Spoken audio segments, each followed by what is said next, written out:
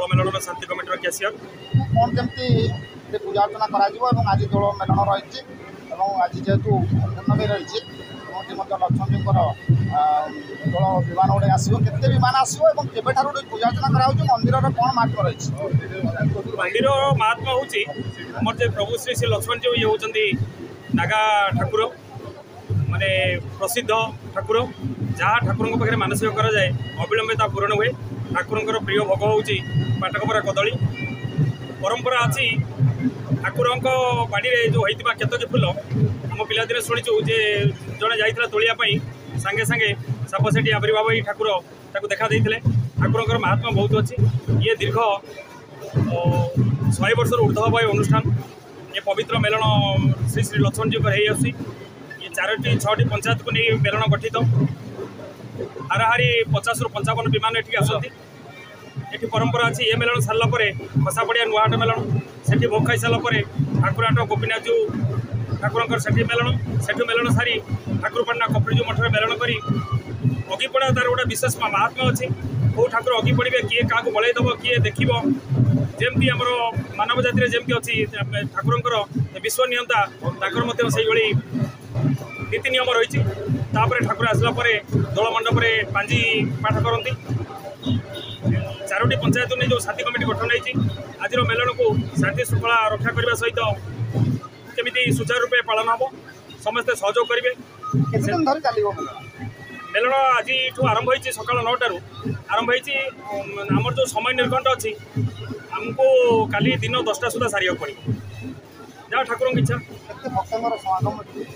ଏଠି ବହୁତ ଭକ୍ତ ଆପଣମାନେ ତ ଦେଖୁଛନ୍ତି, ଏଠି ହଜାର ହଜାର ଭକ୍ତଙ୍କର ସମାଗମ। ଆଉ କିଛି ସମୟ ପରେ ଏଠି ବି ଜାଗା ମିଳିବନି ଗୋଟେ ଛୁଞ୍ଚି ବି ପଡ଼ିବାକୁ। ଏଠି ପୋଲିସ ପ୍ରଶାସନର ସହଯୋଗ, ଆମର ମେଡ଼ିକାଲ ପ୍ରଶାସନର ସହଯୋଗ, ସାମ୍ବାଦିକ ବନ୍ଧୁମାନଙ୍କର ସହଯୋଗ, ଯାହା ହଉ ସେମାନେ ସମସ୍ତେ ସହଯୋଗ କରିଥିବାରୁ ମୁଁ আমার সাথী কমিটি তরফରୁ ধন্যবাদ জଣାଉଛି। এমতি এ পরম্পরা লাগি রহিথাଉ, ଆପଣମାନଙ୍କର ସହଯୋଗ ଏମିତି ସବୁଦିନ ପାଇଁ ଥାଉ, ଏତିକି ମୁଁ ଠାକୁରଙ୍କ ପାଖରେ ପ୍ରଣାମ କରୁଛି। ଆପଣମାନଙ୍କ ସହଯୋଗ କାମନା କରୁଛି।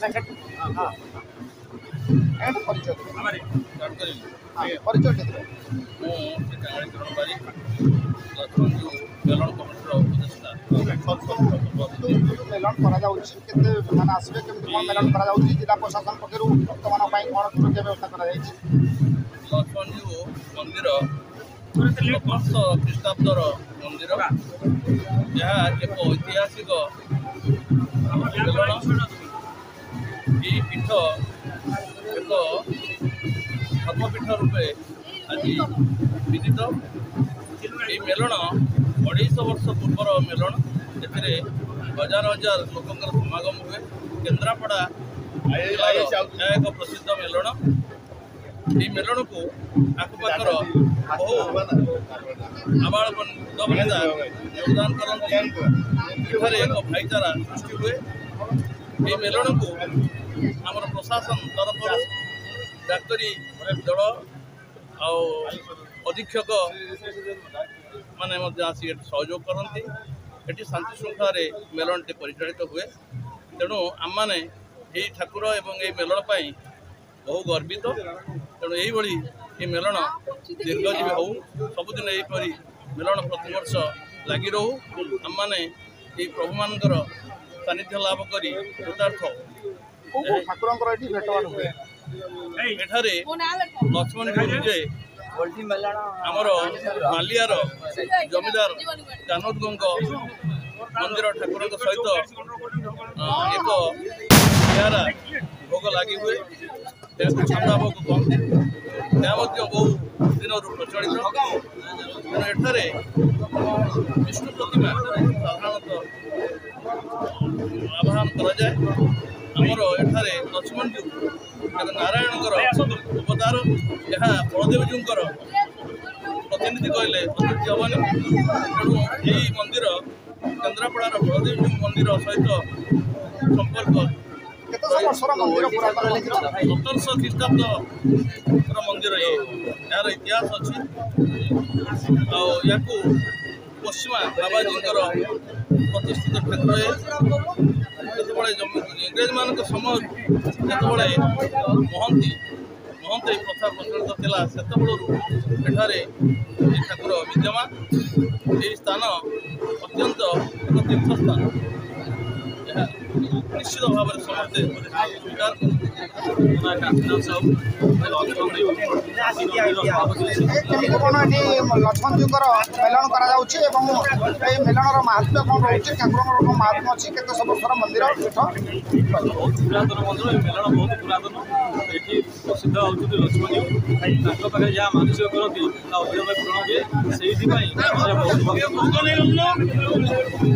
କେମିତି କ'ଣ ଠାକୁରଙ୍କର ଆବିର୍ଭାବ ଏଠି ହେଇଥିଲା କେମିତି କ'ଣ ସେ କଥା ଆମେ କହିପାରିବୁ ବହୁତ ପୁରାତନ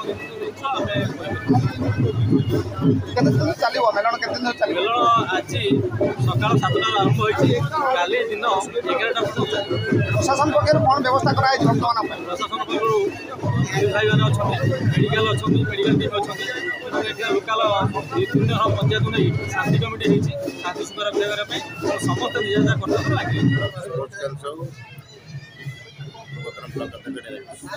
ଏଠି ଯେଉଁ ଲକ୍ଷ୍ମଣଜୀଙ୍କର ମେଲଣ କରାଯାଉଛି କେତେ ବିମାନ ଆସିବେ ଏବଂ ଜିଲ୍ଲା ପ୍ରଶାସନ ପକ୍ଷରୁ କ'ଣ କ'ଣ ବ୍ୟବସ୍ଥା କରାଯାଇଛି ଭକ୍ତମାନଙ୍କ ପାଇଁ ଏବଂ କେତେ ପୁରାତନ ବର୍ଷର ମନ୍ଦିର ଏବଂ କ'ଣ ରହିଛି ମାହାତ୍ମ୍ୟ ପୁରାତନ କାଳରୁ ଚାଲିଛି ମେଲଣ ଆମ ଅଞ୍ଚଳରେ ପ୍ରସିଦ୍ଧ ମେଲଣ ଆଖପାଖର ପାଖାପାଖି 200ରୁ ଅଧିକ ମେଲଣ ବିମାନ ମଧ୍ୟ ଏଠି ଆସନ୍ତି ପାରମ୍ପରିକ ବାଦ୍ୟଯନ୍ତ୍ରରେ ମଧ୍ୟ ସେମାନେ ଆସୁଛନ୍ତି ଶାନ୍ତି କମିଟି ମଧ୍ୟ ଗଠନ ହୋଇଛି ପ୍ରଶାସନିକ ବିଭିନ୍ନ ପ୍ରକାର ସବୁଜ ଶୃଙ୍ଖଳା ମଧ୍ୟ କରାଯାଇଛି ଆମ ଲକ୍ଷ୍ମଣଜୀଙ୍କ ମେଲଣ ଆଖପାଖରେ ପୁରା ପ୍ରସିଦ୍ଧ ଆଡ଼ମ୍ବରରେ ଚାଲେ ଶୃଙ୍ଖଳାର ସହିତ ମଧ୍ୟ ଶେଷ ବୋଲି ଆମର ସମସ୍ତଙ୍କର ଶାନ୍ତି କମିଟି ମଧ୍ୟ